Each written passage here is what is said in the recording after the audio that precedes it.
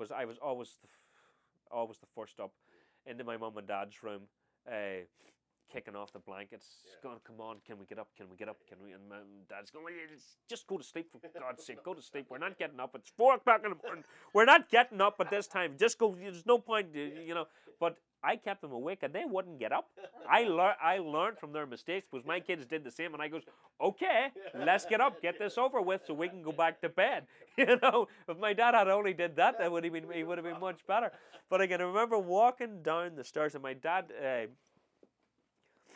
In this house that we were in, he had a glass door, right? And the thing about the glass door is that when you walk down the stairs, you could see the glistening of the silver, the package, because we never wrapped anything. Because the way our couch was, there was 3 seats on the couch. There was 3 boys, so everybody was assigned their seat. Right. So when you walked down, you seen all these presents that I guess were from Santa Claus, because they weren't wrapped. Right, all the wrap stuff came from my mum and dad, which wouldn't have been much at that time, but it would have been maybe clothes or socks or something out there, or a book. But yeah, I can remember walking down, because I had to be the first one downstairs. I had to be the first one down, and that was the thing that caught me, is the glint that you get from the light, of the presents, and then when the light goes on, then woohoo, everything, it was great. And mine was always easy to figure out, because there was always a movie book. And I've even got some of the movie books that I got at Christmas, and I got them over here. It's funny. Birthdays didn't have any. No, can't remember them. That wasn't no birthday parties or birthday gifts. It wasn't something that was birthday party. I'm sure I did have them. But you know what? Birthday parties don't come. I think one comes to my mind. Yeah. And I don't know why it comes to my mind, but it might have been because it was my last one. And it wasn't a big. No, yeah. You had your cake, and do you know a birthday that comes to my mind? Yeah, just now you talk about it. See, you're bringing up these stuff that that take longer to explain. Yeah. The one birthday that I remember was in the hospital. Really? Yeah, and I remember it because I was getting my tonsils out. Yeah. Oh, that's another story. What the doctor did to me was he would have been fired today. The nurse would come into the room, and she not into the room, into the ward. There's 6 kids, maybe 8 kids in the ward, and the nurse would come in, and she'd say to me, and this before you get, this maybe after, I can't remember, and say to me, okay, Aaron, can you tell me how many houses are over there? Look round. So I'm landing, and I have to turn round, and I turn around and go 1, 2, and she's going with a needle right into my ass.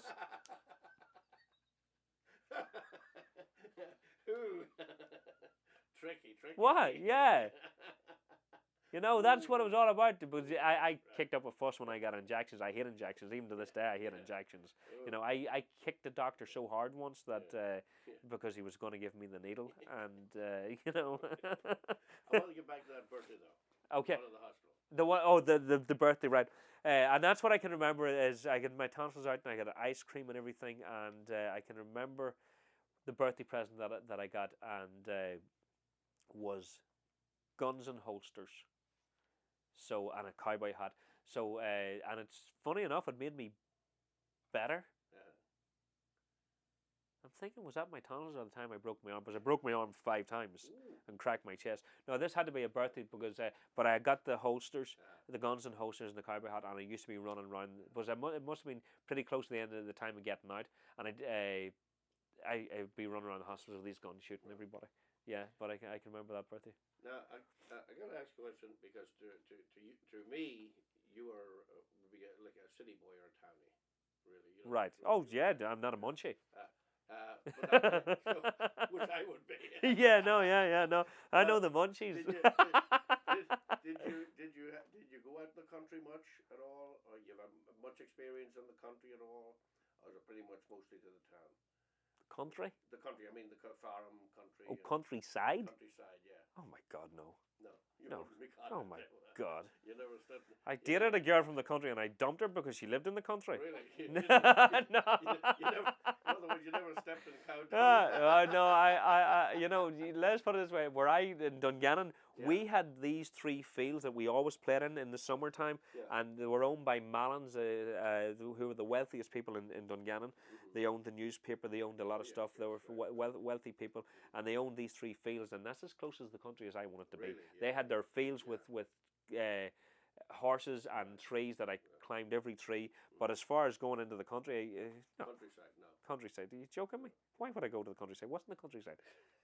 You never went fishing? Oh, God. Are you joking me? Fishing? I never had a fishing rod in my hand in my life. Really? Yeah, never. Never. Why? They catch a little fishy. Come on. Why? You sit there for hours doing nothing? Waiting for something to tug on your line? Please. Countryside. No. Yeah, I hated those country folk.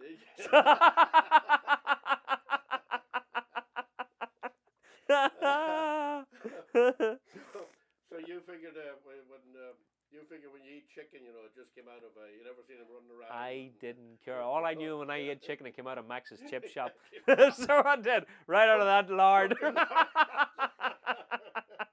And actually, in Dungannon, we had a chicken factory. It was called My Park, and I knew that they killed chickens there. Country chickens. Yeah, I didn't know they were bred in a bloody farm. You joking?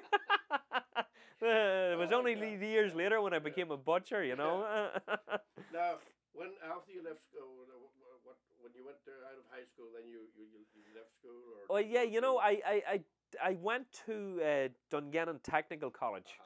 And I did an SSC course, skills sampling course, so I could figure out what I wanted to do, and I didn't want to do any of them.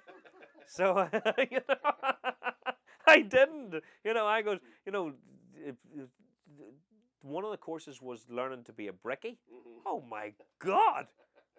I mitched every class. I hated it. I knew I was never going to be building houses.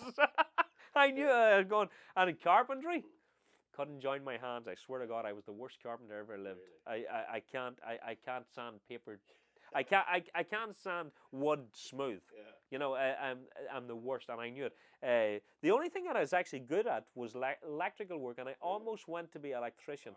And I was good. That was the only area that I was good, because I could have wired a house at that time. Yeah. And I used to get good marks in electrical work. And my father was supposed to get me a job as an electrician after I finished this. And he comes to me and he says, the electrician job's gone, but I can get you a butcher's job. See, you went on to be a butcher? So I went on to be a butcher, yeah. Well, I love the thing about it is the butchery that really... I did an odd bit of butchering work, not butchering work, but I guess minced meat and clean out pans and mix sausages for my uncle, because... He was the butcher for years before who my mum, her brother, he worked in a butcher shop and eventually he owned this butcher shop. And Saturday afternoons I would maybe for a couple of quid to go in there and mince some meat for him and help him clean up and stuff like that there. But what got me was I loved the smell of it. Yeah. I loved the smell, and I used to go up the town in Dungannon on a Saturday morning. Just this window shop, butcher shops. Yeah, really? Because there was nothing like a butcher shop filled to the gills with raw meat. Oh, yeah? Yeah, and sausages and sausage rolls and vegetable rolls, just all that type of stuff. It was great. So when my father told me that I've got you a butcher's job, I goes, okay. Now,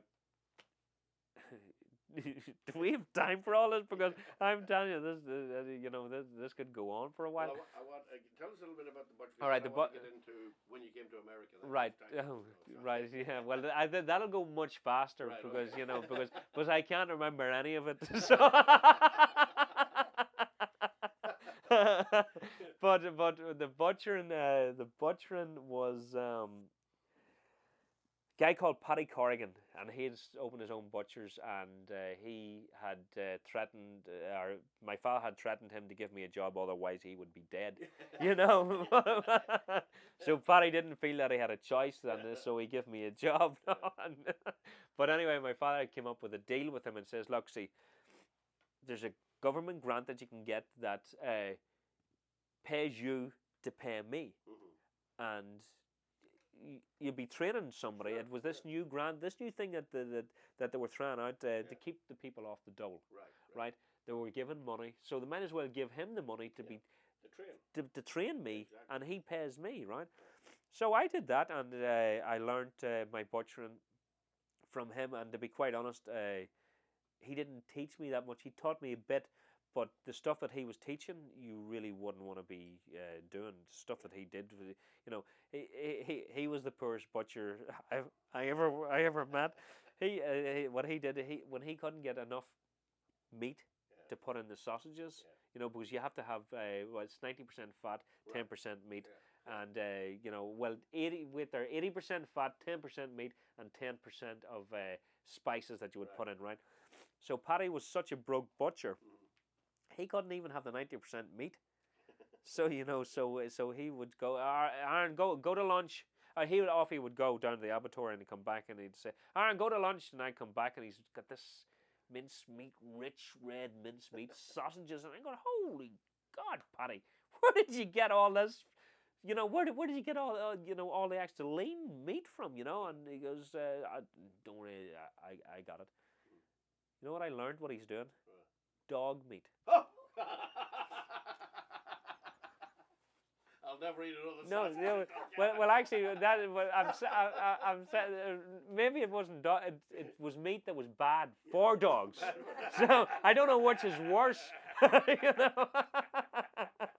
And I used to put it in, and once I found out that's what he done, I says, Paddy, well, I says, no, well, I says, I am not making your sausages unless you've got the right amount of lean meat that goes into it. Because what he was doing because he had a shop on the wrong end of town, and what he was doing was, he was only buying steaks that he would sell. He wasn't buying a side of beef or enough of a side of beef for extra to go in to make minced meat, you know, or to go in to make sausages. But he was so cheap, it was unbelievable. But I ended up learning more by watching him, learning more what not to do. But then he pissed me off. He told me he was moving his shop to Kyle because his shop was doing no business. So he says, I'm moving the shop to Kyle. It's going to take 4 weeks to move it there. He says, don't sign on the dole. He says, I'm not going to need you for 4 weeks. Don't sign on the dole, and I'll pay you when we open up the shop. And I goes, because he was getting the money from the government, right? So 4 weeks, he calls me up. He says, all right, come on, back to work. We're open. And I go back and didn't sign on. I had no money for 4 weeks. And I goes, Paddy, what about the money you owe me, 4 weeks? And he goes, I don't owe you any money. You didn't work. You don't need it. I said, well, hold on a second. You got it. You're getting it to give to me. You told me not to sign on. So what, I'm out 4 weeks. I'm sitting there twiddling my thumbs. Couldn't go out 4 weeks. And he says, well, you're not getting it. And I says, is that right? And I took off my apron, threw down the knife, and I says, I'll get it. And I walked out and I walked home. And, you know, he had the balls to come to my house the next morning to pick me up for work. The money in his pocket. Yeah. Well, let's at some point after your butchering and you made up your mind you were going to head across the ocean and come to America. Did you go down? Did you go to England? I went to England. Did you? Tell us about that. Well, I went to England. It's funny. I was going out with this girl, and I was madly in love with her. I think. I think. but was she from Dungannon? She was from Dungannon. But anyway, she says she's going off to college, and Bournemouth, England. And I goes, all right. And first of all, I say, you know, before she, you know, I says, look, I asked her to marry me. And she says, no. She says, after I come back from college, yes. Right. And I goes, all right. So off she goes. And I was a wee bit heavy at this time. so it was maybe a big bit heavy, but it was, I can remember I lost like 70, 80 pounds, maybe more than that in about 4 weeks when I went off to meet her in Bournemouth. I come off the plane, she didn't even know who I was. Jeez. So and we went down into her apartment, and she had told all her their roommates, which were two girls. You couldn't ask for a better setup. Going over to England, and you got into a room with three girls, and they were all, they were nice girls. And as soon as I got into the thing, they said to me, they don't say to me, they said to my girlfriend, name was Kelly. She says, "I thought you said he was fat."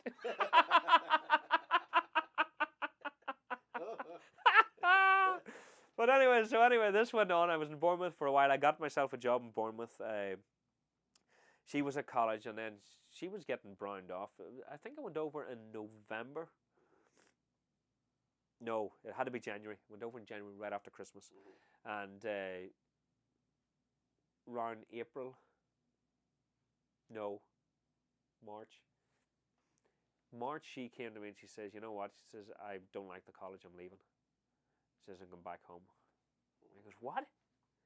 And this is my first time away from home. Right. And I goes, "Well, I'll tell you what, I'm not." Yeah. And my brother was over here. And I called him up. I says, "Killian, I'm going to come over and see you."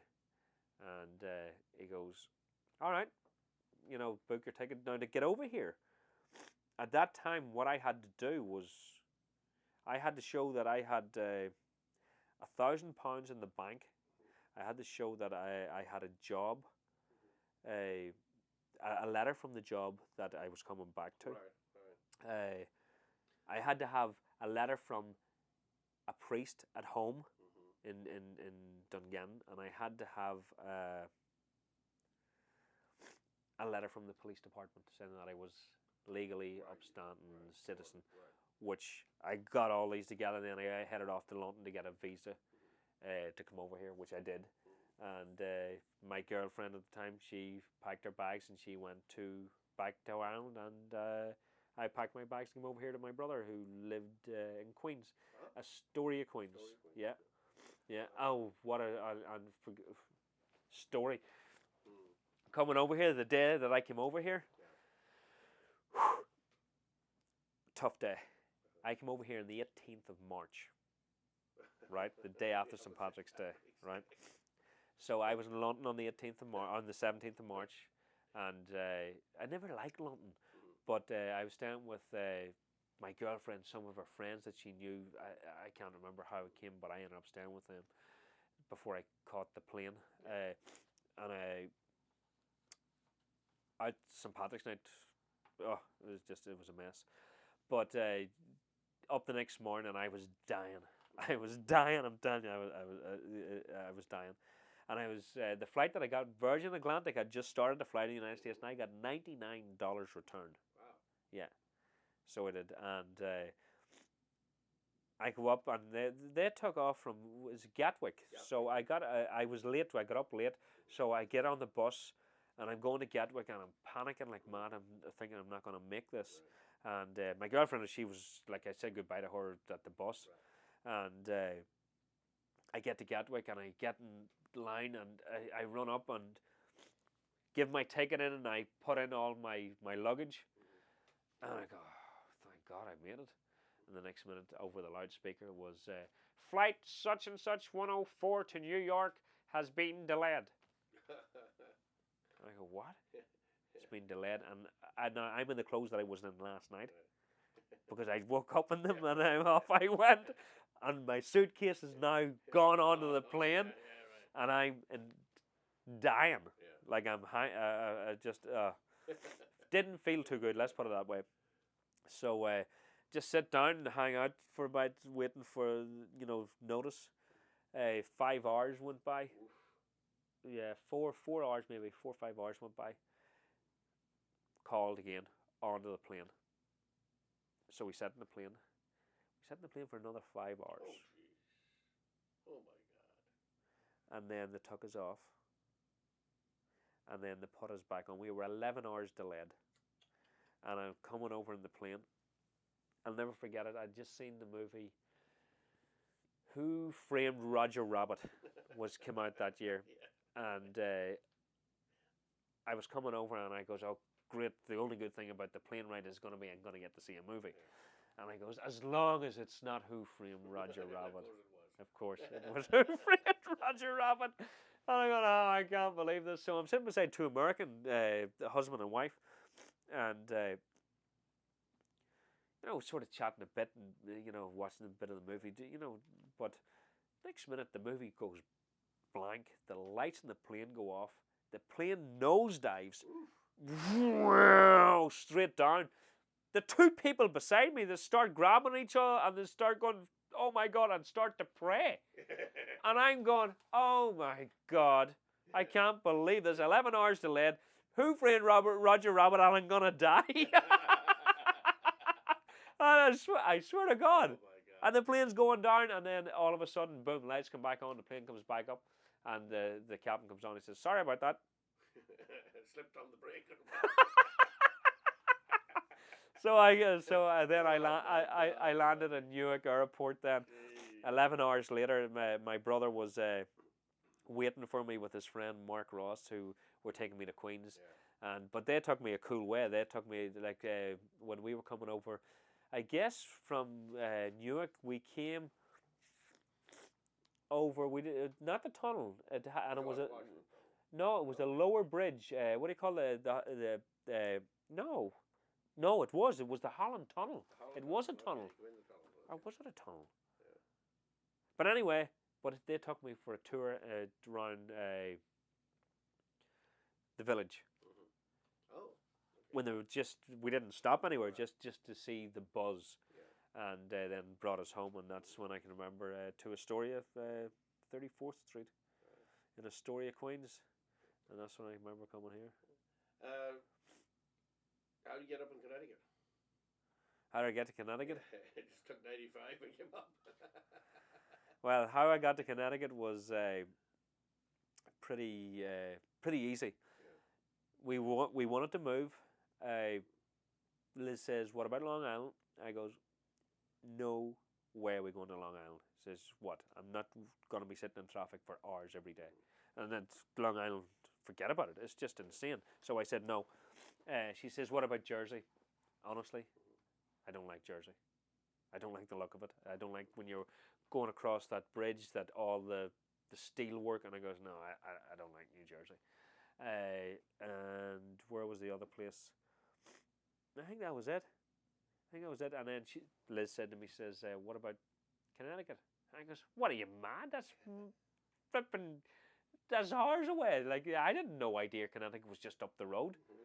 And she goes, no, it's just an hour up the road, or whatever. And I was, really? She goes, yeah. So I says, all right, let's check it out. So we're driving along, and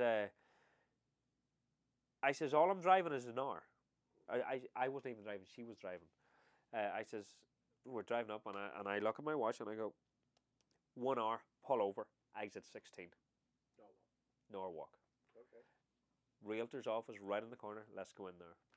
That's how I came to. Okay, well, I missed a whole big piece in here that between getting to America and coming to Connecticut, so I want to back up. I was kind of looking at you, going, to Norwalk. There's. Well, I want to see how you end up in Connecticut, but now there's a big piece there that I want to talk about.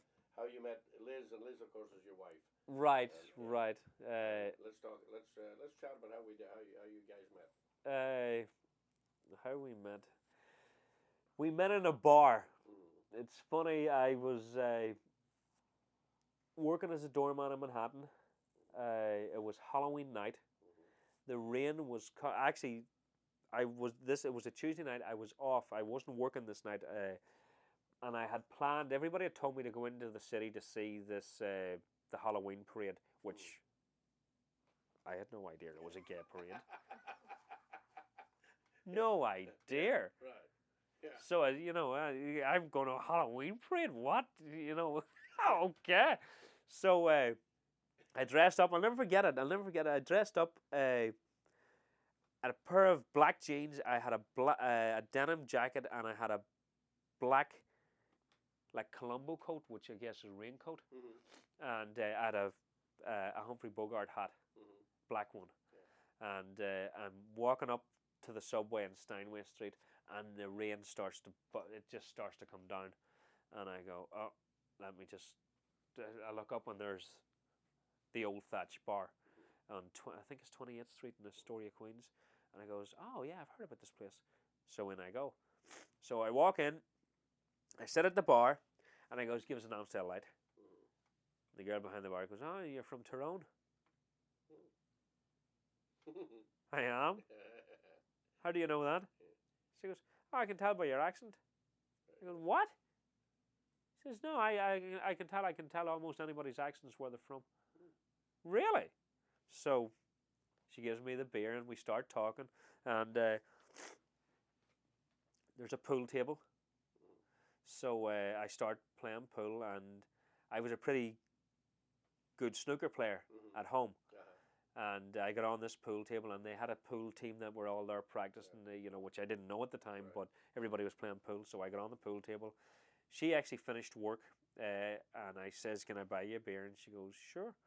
And bought her a beer and was playing pool, and nobody was getting me off the table. Like, I was just killing everybody, and everybody's going, whoa, this guy can shoot. So Liz is standing there watching, drinking the beer and going, all right. And then all of a sudden, she and her friend says, look, we have to leave. We're going to a movie. And I go, what? I says, what movie are you going to see? They go, look who's talking. John Travolta, give me a break, plees. I'm playing pool here. We're drinking. We're having a good time. You're going to go see Look Who's Talking. What she did. Her and her friend went to see Look Who's Talking. She said, don't worry, I'll be back. So playing pool, few drinks. She comes back after the movie's over. So I go up and I talk to her, and we're talking away. And I say to her, I says, Lauren, any chance of me taking you out? And we'll go out for a drink or a bite to eat. And she goes, no. She says, I'm going with somebody. And I look at her and I goes, come on. It doesn't matter. It doesn't matter to me if you're going with somebody. Would you like to come out with me and have a dinner and a drink some night? And she goes, no, but ask me at the weekend. I'm going to break up with him.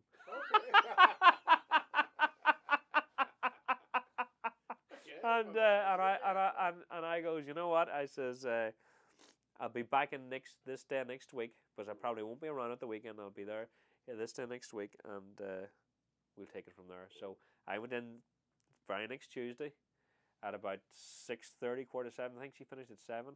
Bought a beer, and she finished at 7. She came around. We had a couple of beers, and I asked her out, and she says, yes. And I says, oh, did you break up? Yeah. She says, yes, I broke up with him Saturday night. So the rest is history. Pretty much. How long have you guys are married? Ooh, 14 years. 14 years. No, longer. We're on camera now, so Longer, yeah, longer. I'm telling you, it has to be 16 years. You got two boys, 15. Yeah. Yeah, 15 and 12. Okay, right. Yeah. I don't want to get you in trouble, so we'll move on. Oh my, yeah. No, but it's funny. I'm saying to myself, yeah, and then I'm realizing Dara's like 15. I goes, oh my God, we're married like 16 years. Yeah. So you lived quite a few years down in the city before. I lived there for 10 years. There's a great story about our wedding. Okay, go ahead. Liz's brother was to be my best man. We were getting married up in Pearl River at Liz's uncle's house. He had put on all the food and everything. And we were getting married up there. And Mark was to be, who is Liz's brother, was supposed to be the best man. Now, our sister came up from Boston with her husband, Jim, who's from Belfast. But anyway, friends of ours were supposed to bring Mark to the wedding. And they lived in Astoria, Queens as well. And what happened was he pulls into his house to pick up his wife. And they were going to pick up then Liz's brother to bring him up to be the best man. And he had a job early in the morning, and he he's run a bit late, and he jumps out of the car at his apartment in Queens, and he runs in and he tells his wife, he says, Carmel, get into the car and go and pick up Mark right away because we're late, and by the time you come back, I'll have my shower and everything will be, we'll be on our way. She goes, okay, because she's ready now, and she's never ready, and she's ready. So she goes running out, and he goes running upstairs, and she says, Pat, where did you park the car? It's right outside the door. No, it's not. It is. It's right outside the door. And he comes down. He had left the keys in the car running. She went out, car gone. Car gone. Gone. Mark, the best man, sitting in the bar, waiting for them to be picked up. We're up at the wedding, waiting for Mark now to show up to be the best man. And it's getting late. And we ended up having to call the brother-in-law in from Boston to be the best man. And so he ends up being the best man. So Pat and Carmel had to rent a car to get up there, and they just missed the wedding by about 5 minutes, right? Well, the ceremony, if you want, right? And what does he pull up in? A beat up old truck. The place where he went into the car had no cars left. All I had was a beat up old truck. And Mark's in the back of this beat up old truck with no seats. So he is, and he gets out in his suit, and he's filthy, but it was too late. But I thought that was a funny story. Well, for the benefit of the audience and who may be watching this video, your wife, of course, is Liz McNicholl. Yeah. That we all know for we're a great singer and musician and got our own band. That's right. And I also want you to mention and give the ages to, I think you did before, both the boys. My two boys is Dara McNicholl, and he's 15, and my young boy Gavin is 12. Okay. And Liz is from County. Liz is from Knightstown, outside Navan, County Meath. Yeah. Do you guys go back for your brother? Yeah, we go by, not as much as I would like. It's been 5 years from I've been back from this time, but we were hoping to get back this year, but all her family's coming out this year, so it just didn't make sense if they were coming out. So hopefully next year. Do your folks come out? Yeah, they come out every couple of years. Yeah. Okay. I know we're getting down in time here. I don't know how much we got left. About 5 minutes. So we're going to kind of start wrapping it up. Okay. And I hope I covered most of everything. If there's something I haven't... well, the things that you haven't covered, and believe you me, there's a lot, we'd really need to have a second taping, because there's so many stories come to my head when you're saying it, and I go, okay, when can I get round to that one? What was your first impression of America, New York? Weird. Weird, yeah. I have to tell you, I woke up because I arrived in, and it had to be a Saturday. I can't remember. It had to be a Saturday night, and I woke up the Sunday morning and was steaming hot, and I got out and really, really sunny. And I can remember just walking the streets in Astoria, and there was this feeling, and I can't tell you what the feeling was, but there was this feeling, and it wasn't a bad feeling. I can't say it was a good feeling, but because I just didn't know what the feeling was. But I can remember the feeling now, but I still can't tell you. I can't put down in words what it was, but it was definitely different. And you know what? The more I'm thinking about it, it was a good feeling. It was a feeling that I just don't know what it was. I think it was so many things came to my senses all at the one time, because I can remember thinking of Starsky and Hutch. I can remember thinking of all these things that I grew up watching, and going, oh my God, I'm here. Now, you did mention you had a job at the time, a doorman. Yeah, that was my first job in New York, was a doorman. That's a funny story too. I also want to mention that you are now working for... I'm working for a water company. I'm living the American dream. Yeah. I've bought my own house, and I'm selling water. No. Believe me, everybody needs water. Yeah. And I do want to hit on something because you've been involved here at the club with AM and the PM. Right. And showing movies, and you love movies. Yeah. said, I know now why. Yeah, no, it's It was a very early age you started. yeah. Well, I guess my father, since he bought me the projector, I watched movies all my life. One quick story is that I'll never forget a Sunday afternoon, as I said, after mass. I guess we went to an earlier mass this day, but my mum would have called me because when Fred Astaire was on, I would not miss a Fred Astaire movie. Yeah. But you can't let all the people you play with know this. Yeah, right. So my mum comes out into the street and she shouts, "Aaron, Fred Astaire's on!"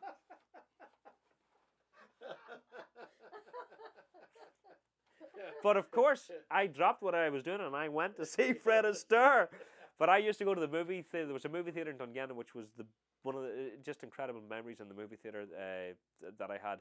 And I used to go there all the time. And I was the only person that ever went to the movie theater. I went there every week to movies that I was allowed in at the time. And it used to be so quiet that when the film would break, they would call me up into the projection room to slice the film, to cut it, to edit it back together and stuff. Yeah. Couple of questions. Movies that have been made today. Yeah. Better or worse than movies you remember back when you were a kid? Much worse. Yeah. I think the problem with today's movies is script. Mm-hmm. I think the Right. best part of movies is when the script's good. That's what happens today. The script's not good. They jazz it up with a lot of explosions, a lot of stuff that they don't leave to your imagination. Where if a good writer, you don't need all the explosions. If the dialogue's good, if the writing's good, the movie will be good. Did you like the old English movies? Yeah. Oh yeah. Norman Wisdom, Carry On. I got them all at home. Yeah, I got all Norman Wisdom movies at home. I got all the Carry On movies at home. The Alien movies, Alien Studio movies. Yeah. Good production. Oh yeah, they were good at the time. Norman Wisdom was his stuff and Carry On. They got pretty big, and the productions were really good. But they happened to hit at a bad time. Well, after they were done, Alien Studios, the English studio system really went downhill, and that was, I guess, it went downhill probably in the 70s. Like Norman Wisdom would have finished around the 60s, and even the Carry On movies went into the 70s, but their best was in the 60s. Yeah. But English productions definitely not as good as they were in the early days. And Ireland has become very involved. Oh, incredible! I wish when I was growing up that there was something that I could be involved in the movies than there is today. Ireland is just one of the best places, I guess, right now to make movies. I just seen another one last week called Once. Really? Yeah, and it's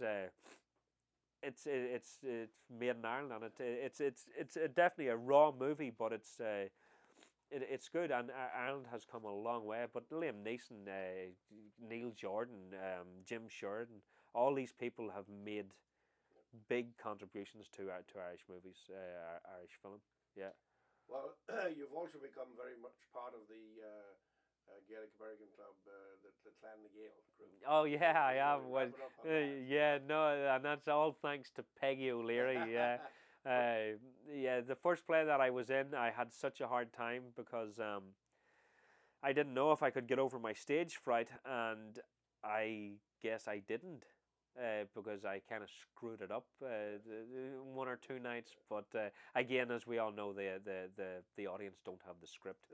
So, and it took me a long time to really get comfortable with that. But I've done 4 plays now, and the last one I did, I was really starting to feel comfortable. But it's all preparation. I think it's all preparation. But yeah, Clonagale is a great. Typecast, though. Oh no, I played an IRA a couple of guys. I know them well. I think we have a new one coming up in the fall, and we hope you're going to be part of it. So. Well, hopefully I'll have to read the script now to see if my busy schedule lets me. Aaron, it has been a pleasure interviewing you. No, and I think we could do 2 more hours. Yeah, no, it's funny. I could do it. It's been a real pleasure. Really enjoyed it, Noel. It's this was fun. Okay.